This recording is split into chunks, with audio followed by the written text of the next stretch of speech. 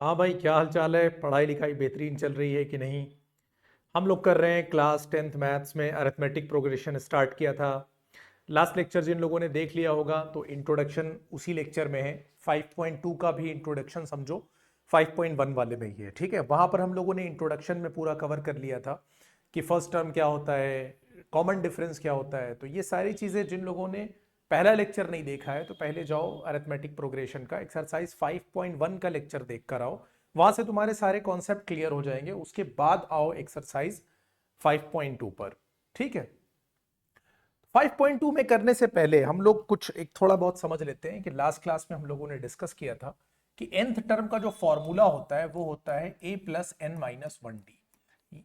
इस फॉर्मूले से हम लोग डिराइव करते हैं किसी भी सीरीज का अरिथमेटिक प्रोग्रेशन का, आई मीन nth टर्म हम लोग फाइंड करते हैं इस फॉर्मूले से, जहां पर a तुम्हारा फर्स्ट टर्म होता है। ठीक है, a क्या होता है? First term. डी तुम्हारा कॉमन डिफरेंस होता है। फर्स्ट टर्म तो देख कर ही पहचान जाओगे किसी भी सीरीज को। डी तुम्हारा कॉमन डिफरेंस होता है। कैसे निकलेगा? किसी भी नंबर में से ठीक उसके पिछले वाले नंबर को सब्ट्रैक्ट करना होता है। जनरली हम लोग दूसरे में से पहले को सब्ट्रैक्ट करके निकाल लेते हैं। बाकी आप कैसे भी निकाल सकते हो, थर्ड टर्म में से सेकेंड टर्म को निकालो तो भी कॉमन डिफरेंस आ जाएगा। दो चीजें हो गई। एन जो होता है ये किसी भी नंबर का प्लेस डिसाइड करता है। ये बताता है कि उस सीक्वेंस में जो नंबर पूछा जा रहा है वो किस नंबर पे है। जैसे 10th नंबर पूछा जा रहा है कि उस सीरीज में 10th प्लेस पे कौन सा नंबर है, तो n क्या बताएगा? 10 बताएगा। और जो उस जगह पर नंबर होगा वो क्या होगा? an होगा। यानी 10th प्लेस पे जो नंबर रखा हुआ होगा वो an होगा। जनरली कंफ्यूजन n और an में ही बच्चों को होता है। जैसे कहीं लिखा हुआ है 2 4 6 8, तो ये जो 8 है ना, ये फोर्थ टर्म है। ये क्या है? Fourth term. तो n की वैल्यू क्या होगी? 4 होगी, क्योंकि ये प्लेस बता रहा है। और an की वैल्यू यहां पर क्या होगी? 8 होगी। an से मेरा मतलब क्या है? Fourth term. n अगर 4 है तो फोर्थ टर्म 8 हो जाएगा। इसी तरह से अगर n में 3 कहूं, यानी मैं थर्ड प्लेस की बात कर रहा हूं, तो नंबर वहां पे कौन सा है? 6 है। तो an यहां पर 6 हो जाएगा। n कितना हो जाएगा? 3 हो जाएगा। तो an यानी थर्ड टर्म को हम लोग a3 लिखते हैं, फोर्थ टर्म को हम लोग a4 लिखते हैं। इस तरह से होता है टोटल। यानी यहां पर चार चीजें तुम्हारे पास हैं, an, a, n और d। जब भी इनमें से तीन चीजें तुम्हें मिलेंगी, चौथी तुमसे फाइंड करने को बोलेगा।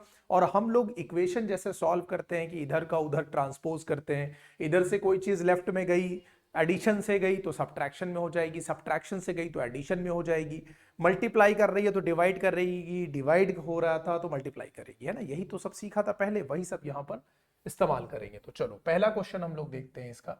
इस तरह से एक टेबल दी हुई है और इसके फर्स्ट पार्ट में देखो, ए दिया हुआ है 7, डी दिया हुआ है 3, एन दिया है, ए एन निकालना है। मुझे क्या करना है? सीधे सीधे फॉर्मूला लगा के वैल्यू पुट कर देनी है, बहुत ज्यादा कुछ नहीं करना है। ठीक है, फॉर्मूला क्या होता है? A N is equal to A plus N minus one D. Value इन्होंने सब पहले से दे रखी है। ए की वैल्यू कितनी है? देखो 7 है। और एन की वैल्यू इन्होंने दी है कितनी? 8। 8 माइनस वन करो, और डी की वैल्यू इन्होंने दी है 8, है ना। एन की वैल्यू 8 है, डी की वैल्यू इन्होंने 3 दी है। तो 7 प्लस 8 माइनस वन 7, 7 इंटू 3 हो जाएगा। 7 3 जा 21 और 7 28 हो जाएगा। बोलो समझ में आ गया कि नहीं? बेसिक कैलकुलेशन करना सबको आता होगा। इसके बाद देखो नेक्स्ट वाले क्वेश्चन में फिर से हम लोग यही वाला फॉर्मूला लगाएंगे, A N is equal to A plus N minus one D. इस बार ए कितना दे रखा है? निगेटिव 18 रख दिया मैंने। उसके बाद डी नहीं दे रखा है, कोई बात नहीं। प्लस एन की वैल्यू इन्होंने 10 दी है तो 10 माइनस वन। डी नहीं दिया है और ए एन की जगह पे 0 दिया है तो 0 रख दिया मैंने। अब इसको मुझे सॉल्व कर देना है। निगेटिव 18 देखो यहां पर है, जब इसको मैं लेफ्ट में लेकर जाऊंगा तो पॉजिटिव 18 बनेगा। और 10 माइनस वन 9d यहां पर हो जाएगा। 9d में मल्टीप्लाई कर रहा है तो 18 में जाकर डिवाइड कर देगा, तो d की वैल्यू कितनी आ जाएगी? 2 आ जाएगी। क्लियर हो रहा है? चलो अब आते हैं इसके थर्ड पार्ट पे, यही कर लेते हैं। थर्ड पार्ट में देखो क्या क्या दे रखा है। अब मैं बार बार फॉर्मूला नहीं लिख रहा हूं, फॉर्मूला तुमको अच्छे से आता है, लिख लोगे और खुद ही कर लोगे। बोलो समझ में आ रही बात कि नहीं? यहां पर देखो ए एन दे रखा है -5, यही फॉर्मूला यहां पर हम लोग यूज करेंगे। ए एन की जगह कितना रखेंगे? -5 रखेंगे। ए इस बार मुझे निकालना है तो ए रख देंगे, प्लस एन की वैल्यू इस बार 18 दे रखी है तो 18 माइनस वन हो जाएगा।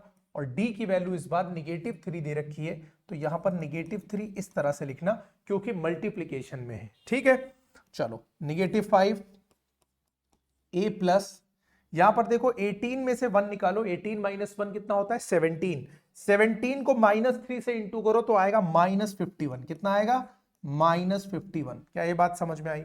-51 को जब तुम लेफ्ट में लेकर जाओगे तो वो अपने आप क्या हो जाएगा, +51 हो जाएगा। तो a इज इक्वल टू क्या हो जाएगा, देखो ये -51 इधर आकर क्या हो गया 51, और -5 यहां पहले से था, इसमें से सब्ट्रैक्ट कर दो 46 तुम्हारा आंसर हो जाएगा। दिखाई दे रहा है कि नहीं? ठीक, फोर्थ पार्ट पर आ जाओ। an यहां पर दे रखा है 3.6, मैंने an की जगह रख दिया, इज इक्वल टू a दे रखा है -18.9, मैंने लिख दिया, प्लस n मुझे नहीं पता है -1, और d इन्होंने दिया है 2.5, तो d की जगह मैंने रख दिया 2.5। अब सॉल्व करना है, देखो -18.9 है, जब मैं इसको लेफ्ट हैंड पे मूव कराऊंगा तो ये +18.9 हो जाएगा, तो 3.6 और ये प्लस हो जाएगा 18.9।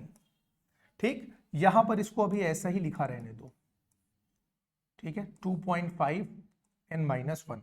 इन दोनों को अगर तुम करोगे ऐड तो कितना हो जाएगा, 18 3 21, 9 6 15 होता है, 22.5 हो जाएगा। और 2.5 देखो यहां पर क्या कर रहा था, मल्टीप्लाई कर रहा है, क्यों? क्योंकि d की वैल्यू n-1 में क्या कर रही है, मल्टीप्लाई करती है। देखो n-1 और d आपस में क्या कर रहे हैं, मल्टीप्लाई कर रहे हैं। तो 2.5 इधर मल्टीप्लाई कर रहा है, इसको जब मैं इधर लेकर आऊंगा तो ये क्या कर देगा, डिवाइड कर देगा, ठीक है, और यहां पर क्या हो जाएगा, n-1 आ जाएगा। क्या यहां तक बात समझ में आ रही है या नहीं? अब मुझे इसको क्या कर देना है, सॉल्व कर देना है। पॉइंट से एक डिजिट पहले यहां है, पॉइंट से एक डिजिट पहले यहां है, जब कट करोगे तो तुम 5 करके कट कर लेना, या 25 से डायरेक्टली कट करोगे तो 9 टाइम्स में ये कट हो जाएगा।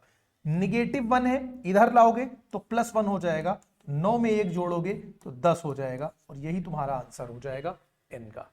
क्लियर हो रहा है? बोलो समझ में आता जा रहा है कि नहीं? चलो आ जाओ इसके फिफ्थ पार्ट पे। an मुझे दे नहीं रखा है, बहुत अच्छी बात है। a मुझे दे रखा है 3.5, ओके, प्लस लगा दिया। n इन्होंने 105 दे रखा है, तो मैंने 105 -1 किया, और d की वैल्यू इन्होंने 0 दे रखी है, ठीक है, तो d की वैल्यू मैंने 0 कर दिया। ये हो गया 3.5। देखो 0 में मैं किसी भी चीज से मल्टीप्लाई करूंगा, आंसर मुझे 0 ही मिलेगा, तो यहां पर 0, 3.5 में 0 ऐड होगा तो 3.5 ही आएगा, यही मेरा आंसर हो जाएगा। हम लोगों ने लास्ट लेक्चर में भी पढ़ा था कि वो अरिथमेटिक प्रोग्रेशन जिसका कॉमन डिफरेंस 0 होता है, तो वही नंबर बार बार रिपीट होता चला जाता है, तो वही काम यहां पर हो जाएगा। बोलो ये फर्स्ट पार्ट समझ में आ गया कि नहीं? इसका स्क्रीनशॉट ले लो। अब हम लोग चलते हैं क्वेश्चन नंबर 2 पर। Choose the correct choice in the following and justify. इसके फर्स्ट पार्ट में देखो, क्वेश्चन नंबर 2 का फर्स्ट पार्ट क्या कह रहा है, 30th टर्म, ये जो 30th तुमको दिखाई दे रहा है ना, ये प्लेस बता रहा है ना। 30th का मतलब क्या, 30वां, यानी किसी भी सीरीज में किसी भी ऑर्डर में जो 30वें नंबर पे, 30th नंबर पे, तो ये n की वैल्यू होगी। इसी तरह से ये 11th क्या बता रहा है, प्लेस बता रहा है, तो ये n की वैल्यू होगी। ठीक, तो गिवन इंफॉर्मेशन अगर देखें पहले वाले पार्ट में, तो पहले वाले पार्ट में तुमको क्या क्या गिवन है, देखो एक सीरीज गिवन है, उस सीरीज का जो पहला टर्म होगा वो 10 होगा। बोलो 10 है पहला टर्म, यहां पे दे रखा है। और कॉमन डिफरेंस के लिए मैं क्या करूंगा, किसी भी नंबर में से उसके ठीक पहले वाले को सब्ट्रैक्ट करना होता है, तो 7 में से मैं 10 को सब्ट्रैक्ट करूंगा, -3 आएगा। छोटे में से जब भी बड़ा नंबर सब्ट्रैक्ट होता है आंसर निगेटिव आता है।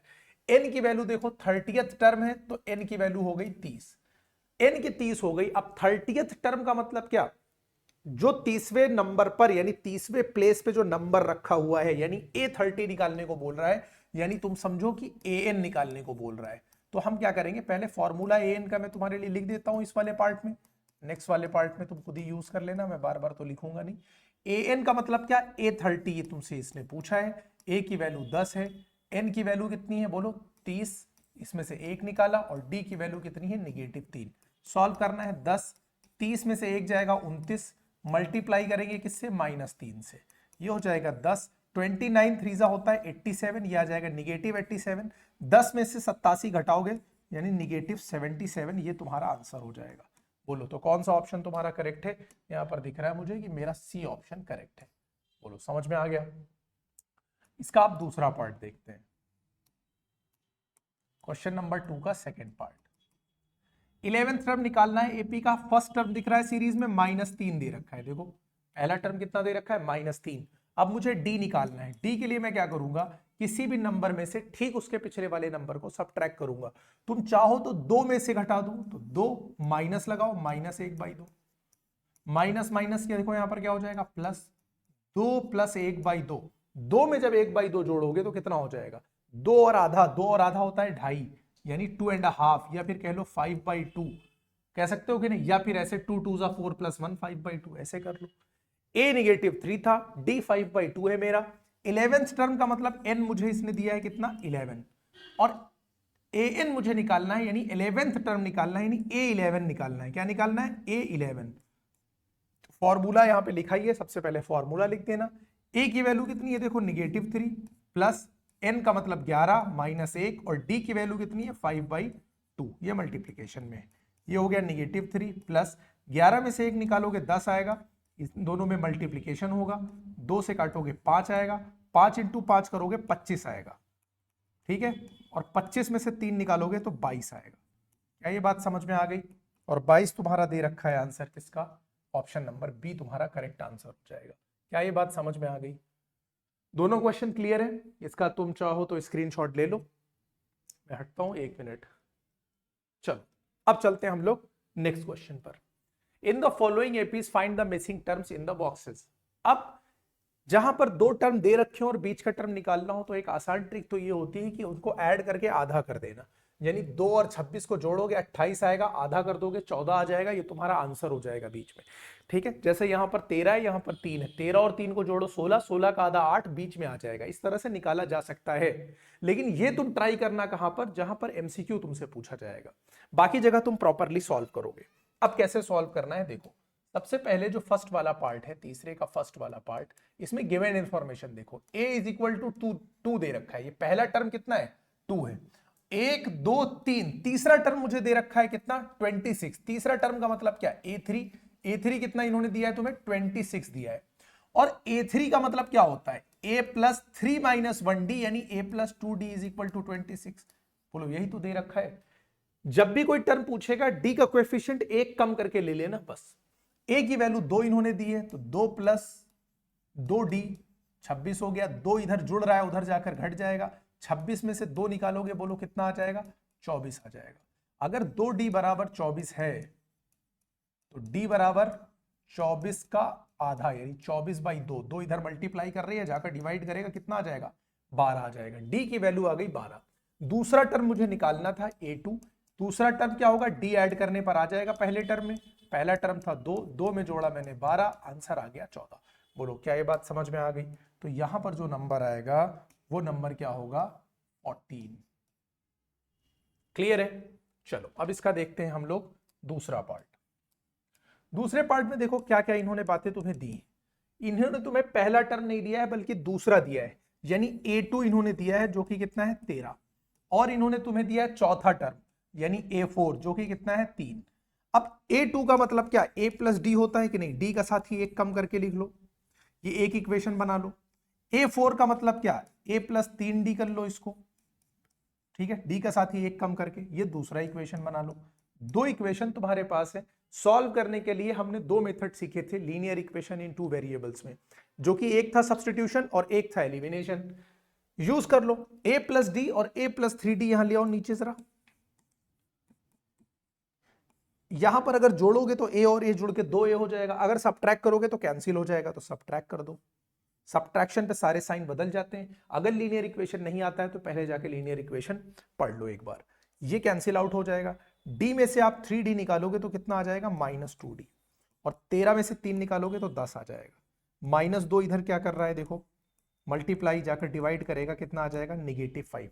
d की वैल्यू आ गई, d की वैल्यू उठाकर तुम पुट कर दो, चाहे इसी में पुट कर दो, a + 3 और d की वैल्यू कितनी आई है, -5, 3, a + 3 × -5 कितना होता है, -15 = 3, a = 3 -15 राइट में जाएगा तो +15 बन जाएगा 18, a बराबर आ गया 18, d बराबर आ गया -5। तुमसे पहला टर्म पूछा था तो पहला टर्म a कितना आ गया, 18 आ गया, तो ये हो गया 18, -5 d आया है, यानी 5 कम होता जा रहा है, तो 13 में से फिर 5 निकालोगे 8 आ जाएगा। और अगर तुम्हें इसको यहां पर निकालना हो तो a3 थर्ड टर्म पूछा था तुमसे, तो A3 बराबर हो जाएगा A प्लस 2D। वैल्यू रख के निकाल सकते हो। वैल्यू A की थी 8 प्लस 2 इंटू डी की वैल्यू कितनी थी -5।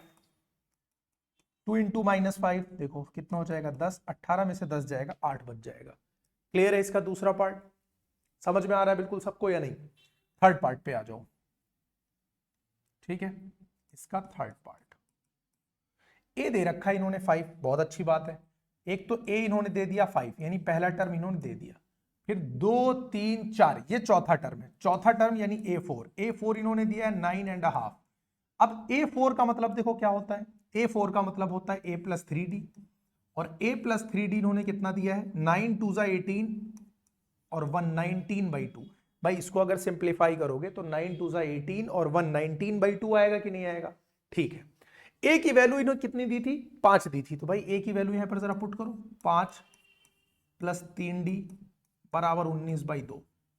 5 जाके उधर से सब्ट्रैक्ट करो क्योंकि उधर जुड़ रहा है। 19/2 में से 5 निकालना है मुझे।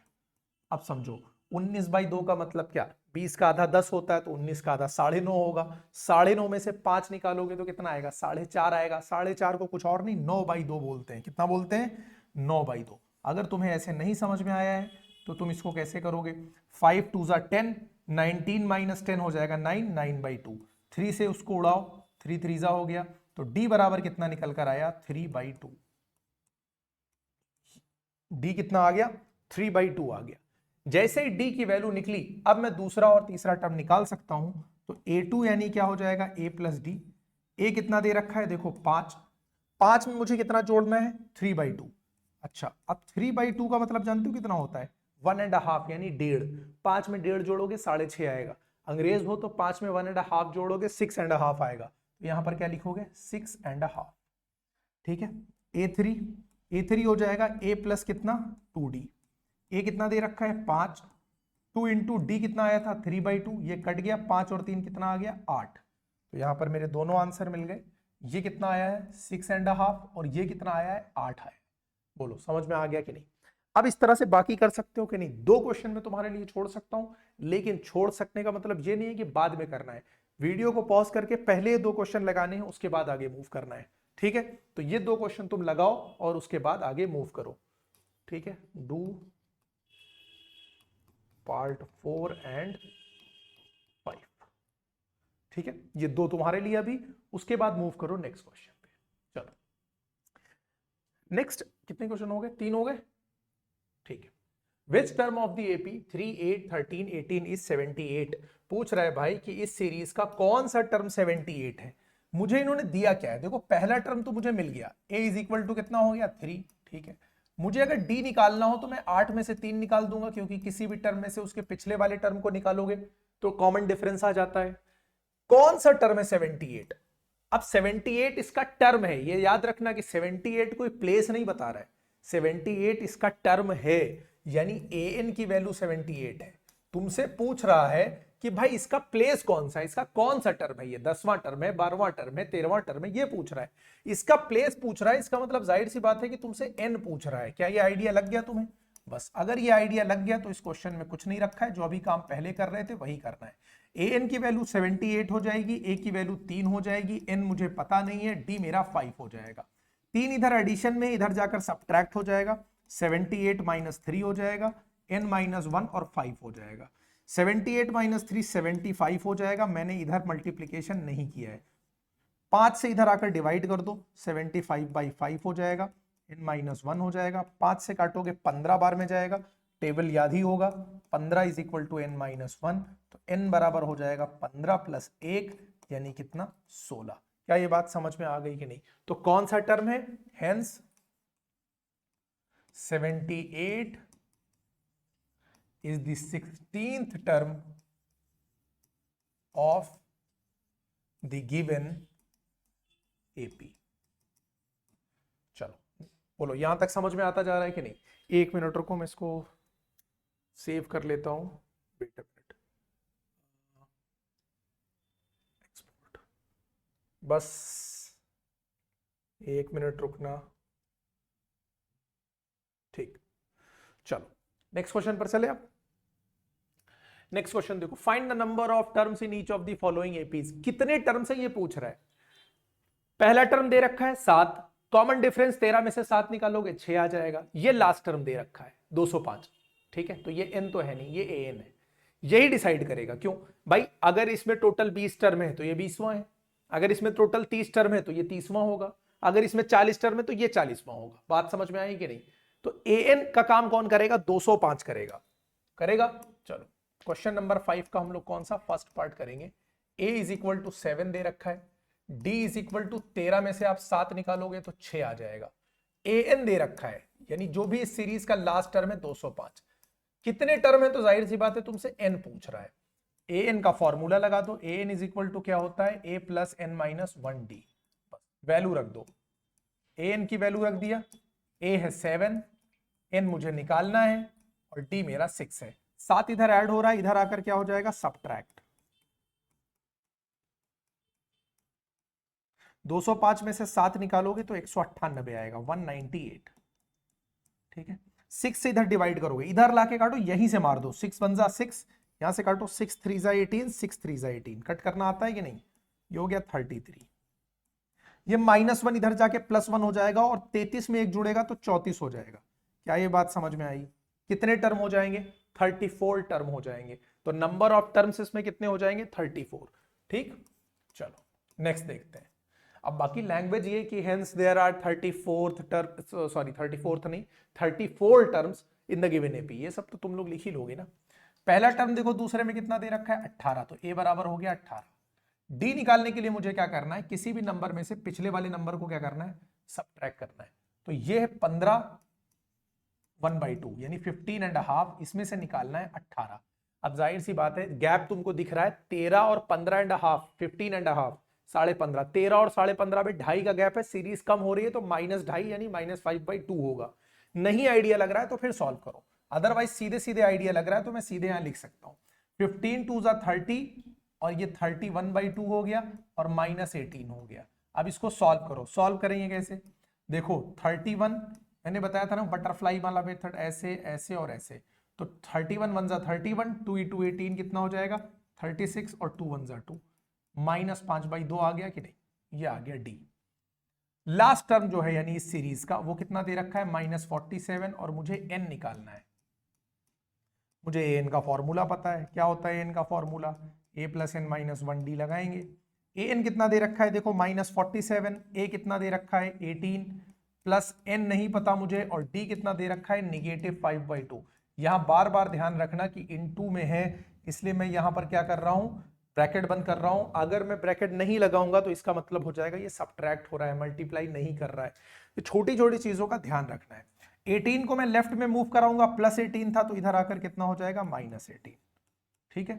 यहां पर n-1 लिखा रहने दो और यहां पर -5/2 से इंटू हो रहा है। चाहो तो एक काम करो, -5/2 को पहले लिख दो, ठीक है, मल्टीप्लीकेशन ही तो है, बाद में लिखा था मैंने, पहले लिख दिया। इन दोनों को आप ऐड करो तो देखो -65 आएगा, ये हो जाएगा -5/2 और ये हो जाएगा n-1, इधर भी निगेटिव इधर भी निगेटिव, कैंसिल आउट कर दो। 5 से यहां पे सीधे उड़ाओ, कितनी बार में जाएगा, 13 बार में जाएगा। 2 इधर डिवाइड कर रहा है, इधर आके मल्टीप्लाई करेगा तो 2 आके 13 से इंटू करेगा तो 13 2 26 होता है कि नहीं होता है, यहां बचेगा n-1। अब ये देखो इधर -1 है तो उधर जाके +1 हो जाएगा, 26 में 1 जोड़ोगे तो 27 हो जाएगा, तो n की वैल्यू हो जाएगी 27। तो इसमें कितने टर्म है इस सीरीज में, 27 टर्म्स है। क्या क्वेश्चन नंबर 5 क्लियर है। चलो चलते हैं नेक्स्ट क्वेश्चन पर। आज हम लोग कोशिश करेंगे कि इस लेक्चर में हम लोग कम से कम 10 क्वेश्चन देखते हैं, ज्यादा से ज्यादा करने की कोशिश करते हैं, एक ही लेक्चर में हो जाए बहुत अच्छी बात है। Check whether -150 is a term of the AP, यानी चेक ये करना है कि एक सीरीज इन्होंने दी है, पूछ रहे क्या -150 इसका कोई टर्म है, यानी ये सीक्वेंस जब आगे बढ़ता जाएगा तो क्या कहीं पे ऐसा होगा कि -150 भी इसमें आएगा।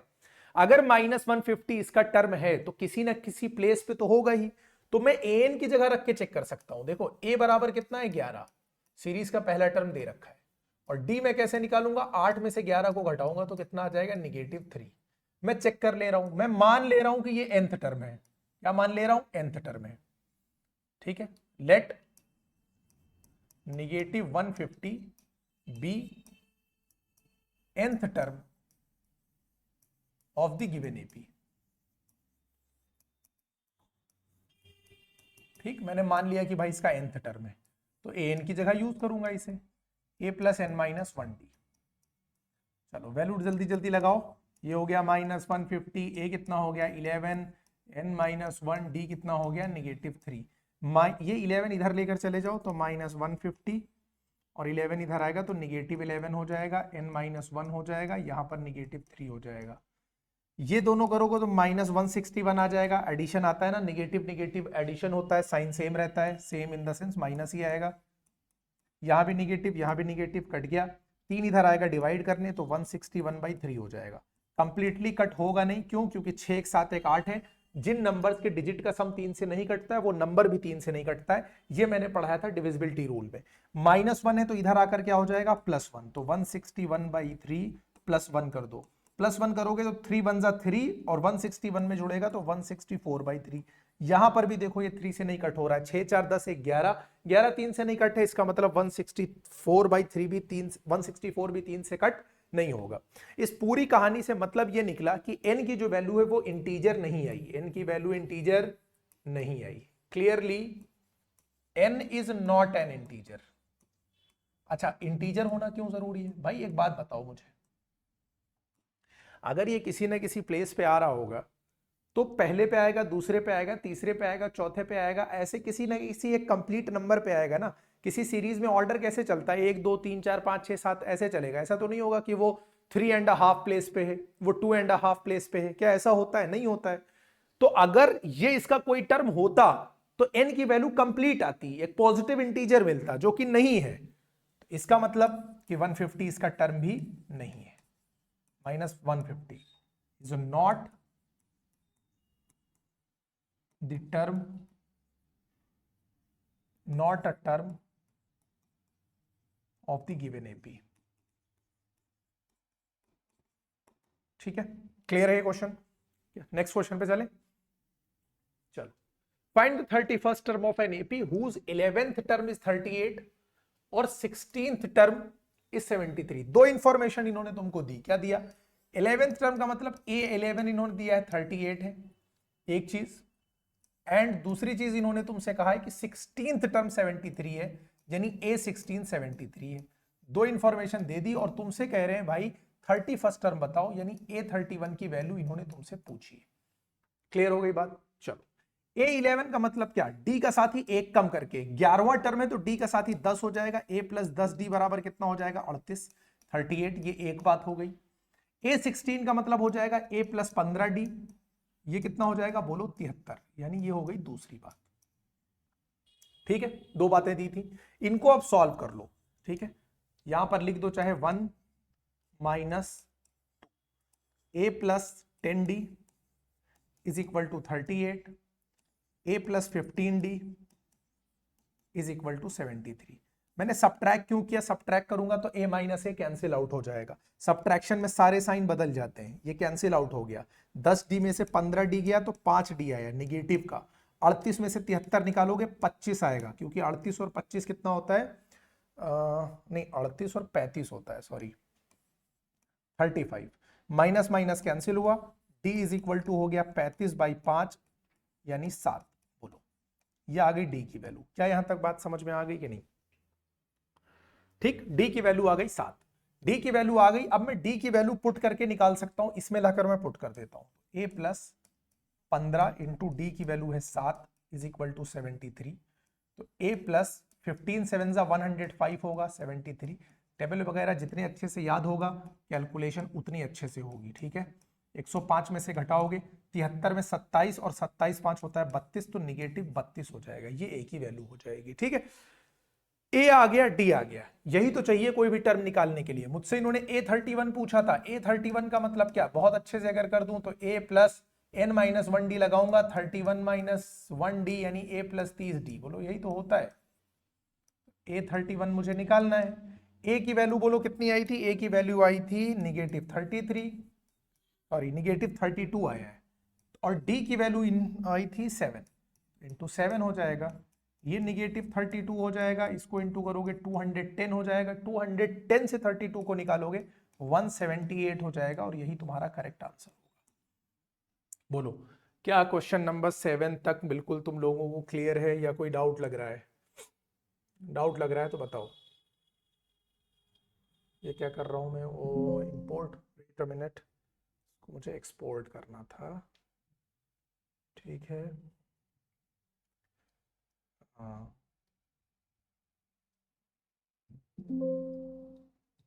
ठीक। कितने क्वेश्चंस हो गए बोलो? क्वेश्चन हो गए 7।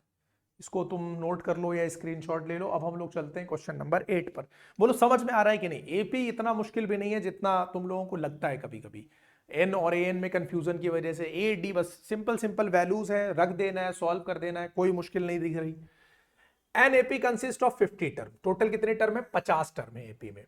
थर्ड टर्म इन्होंने दे रखा है 12 और लास्ट टर्म दे रखा है 106। लास्ट का मतलब समझते हो ना भाई? टोटल अगर उस सीरीज में 50 टर्म है तो लास्ट टर्म का मतलब क्या? 50th टर्म की ही तो बात कर रहा है।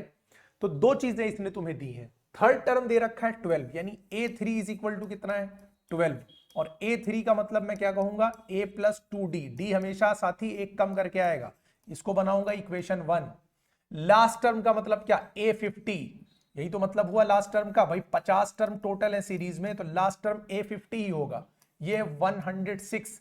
डी का साथ ही एक कम करके 50 में से एक कम करो 49, यानी 49D is equal to 106। Equation number 2। Subtract, एक में से तुरंत दो को क्या करो? सब्ट्रैक्ट। यही काम पिछली बार भी किया था। तो A प्लस 2D बराबर कितना हो गया? 12। A plus 49D is equal to कितना हो गया? 106। सब्ट्रैक्शन मारो, ये कैंसिल आउट। यहां से करोगे 2D में से जाएगा -47D, यहां करोगे -94 आ जाएगा। माइनस माइनस कट हो जाएगा। D बराबर 94/47 होगा। 47 के टेबल में 2 बार आता है, 2 बार में 47 दूना 94।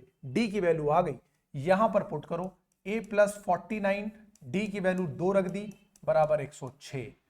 A प्लस 49 टू 98 होगा, 106 यानी 106।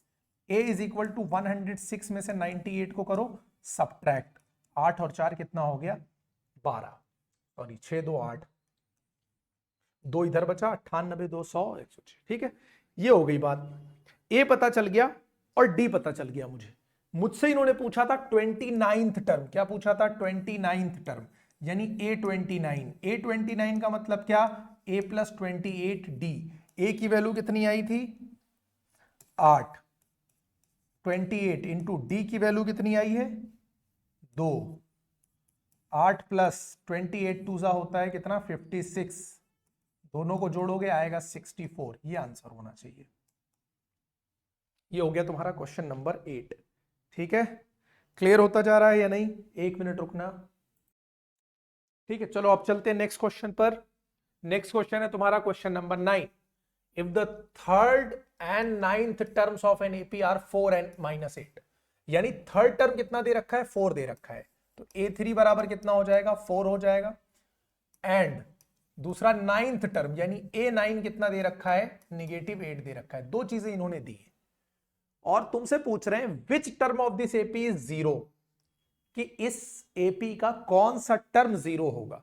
फिलहाल मुझे एपी पता चल जाए, उसके लिए दो चीजें मिल गई, काफी है मेरे लिए। A3 का मतलब क्या? A प्लस 2D बराबर 4, एक इक्वेशन बना लिया। A9 का मतलब क्या? नवा टर्म का मतलब क्या? नाइन्थ टर्म का मतलब क्या? D का साथ ही 8 हो जाएगा। ठीक है, तो A plus 8D is equal to -2, equation 2 हो गया। 1 में से 2 को क्या करना है? सब्ट्रैक्ट करना है। A plus 2D is equal to कितना हो गया? 4। A plus 8D is equal to कितना हो गया? -8। सब्ट्रैक्शन करना है, सारे साइन बदल गए, कैंसिल आउट हो गया। 2D में से 8D गया -6D। 4 और 8 जोड़ा तो 12 हो गया, और D बराबर हो गया 12/-6, क्योंकि -6 इधर इंटू कर रहा था, डिवाइड किया। D की वैल्यू आ गई -2। ये D की वैल्यू यहां ले जाकर जरा पुट करो। 8 और D की वैल्यू कितनी हो गई? -2 बराबर -8। A प्लस 8 इंटू -2 -16 होगा, बराबर -8। ये -16 है, राइट हैंड में जाएगा तो +16 बनेगा। 16 में से 8 जाएगा, 8 आ जाएगा। हेंस एपी क्या बनेगी बोलो?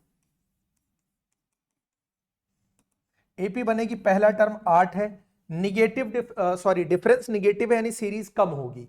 -2 है तो 8 -2 कितना हो जाएगा? 6। 6 -2 कितना हो जाएगा बोलो? 4। 4 -2 2।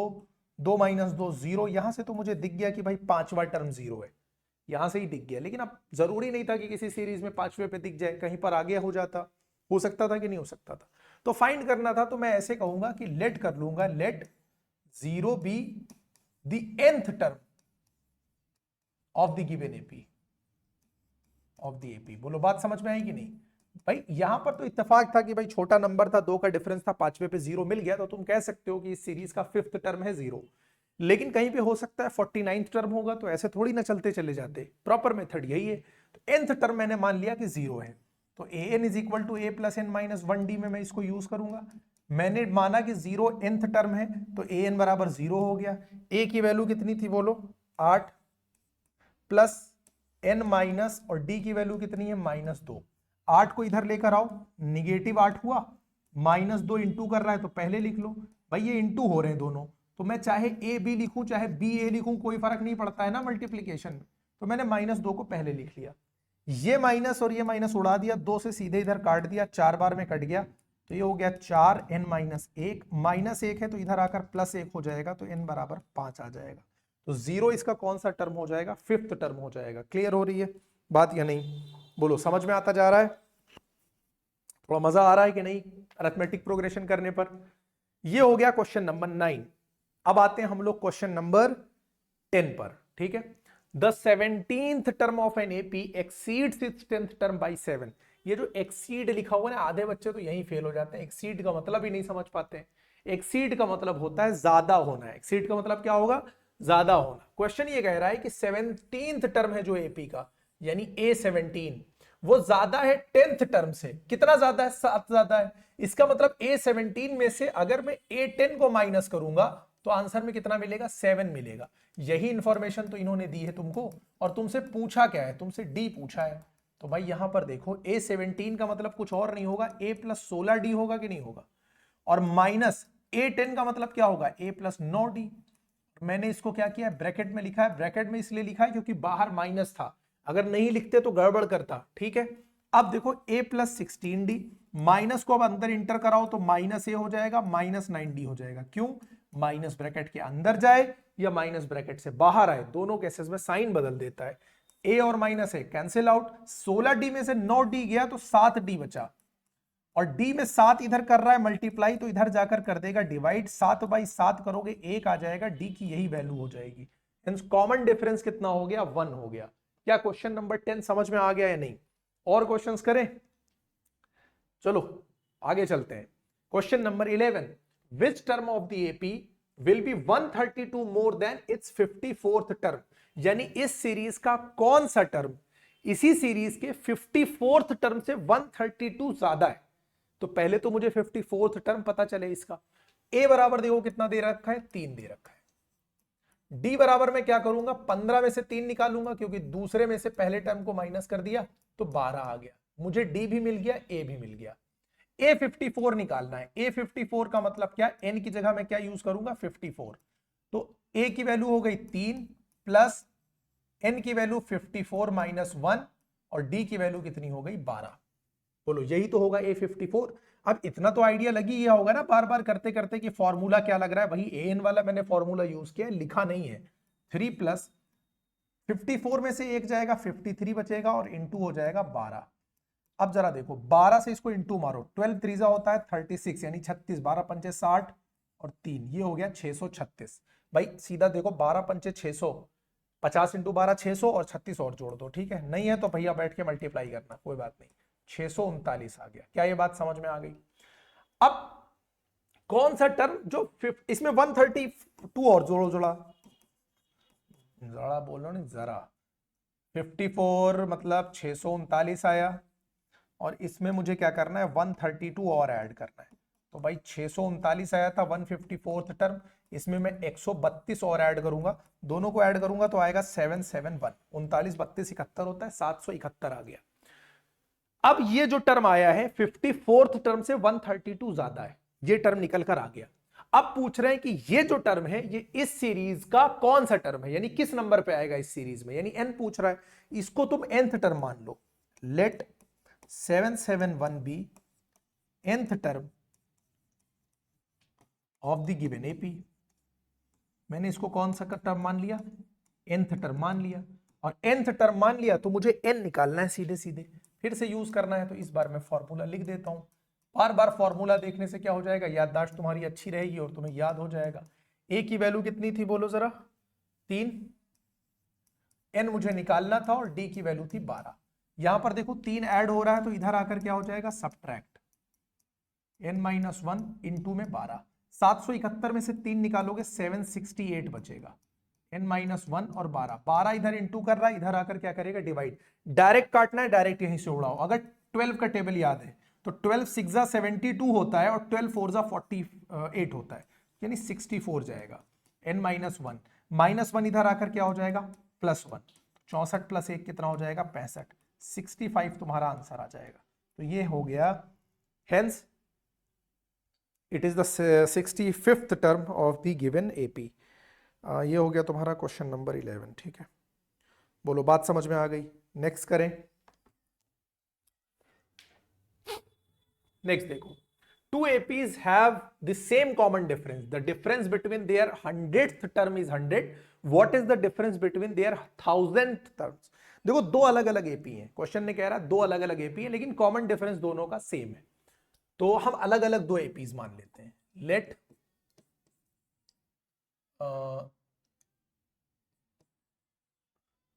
the first terms of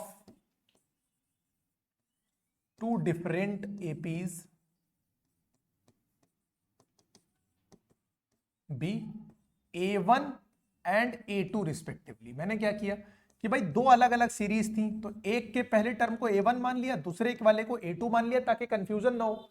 दोनों को सेम तो नहीं मान सकते क्योंकि दोनों अलग अलग अरिथमेटिक प्रोग्रेशन है।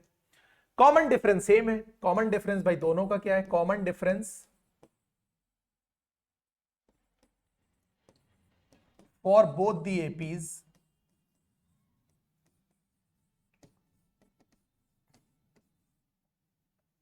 Is D.